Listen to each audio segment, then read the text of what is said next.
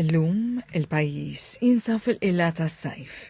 Iżda, sitt xhur ilu l-Gżejjer Maltin kienu f'nofs maltempata li ftilti xejn rejna bħala fl-aħħar snin.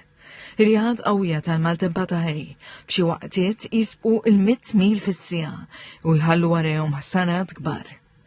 Fosthom wieħed minn żewġ pinnuri tal-Konkatedral ta' San Ġwan, il-pinnur storiku li tqaċċat minn postu u ġarrab ħsarat estensivi.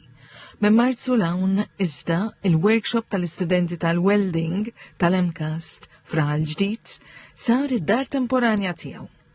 Bis-supervizjoni tal-lettur David Aġus, grupp ta' studenti ħadmu b'reqqa kbira biex jirrestawraw dan il-pinnur. Jenna nagħmlu proċess jissejjaħ annealing. Bil-Malti kelma sabiħa tilkuċieħ.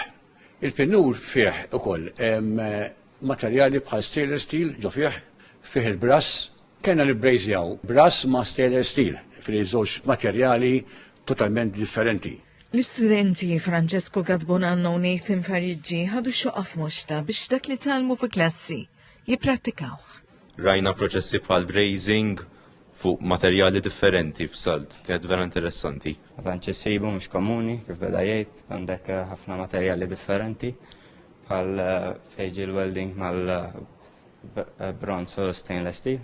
Il-kap uffiċjal tal-operat tal-Konkatedral ta' San Ġwan Camilleri spjega li l-pinnur kien qiegħed fil-bidu tas-seklu 19, meta kien jintuża biex juri d-direzzjoni li fiha kienet junfoq ir-rieh. Iżda dakinhar tal-maltempata ħeri, il-ħsara setet kienet ferm ikbar. Literalment għalhom minn postu. Nista' ngħid illi konna lucky illi ma ġagax ħsarat kemm fil-post kif ukoll mill-pedestrians li jkunu għaddejn biex jidħlu għal-qoddisa għaliex il-ħin eżatt li ġaga tal-aċċident kien bejn 8 u 8 u nofs. B'xorti tajba l-pinnur ma waqax fit-triq, spiċċa moħħal mal-bala fostri din il-kampanari u bekk kienet evitata disgrazzja.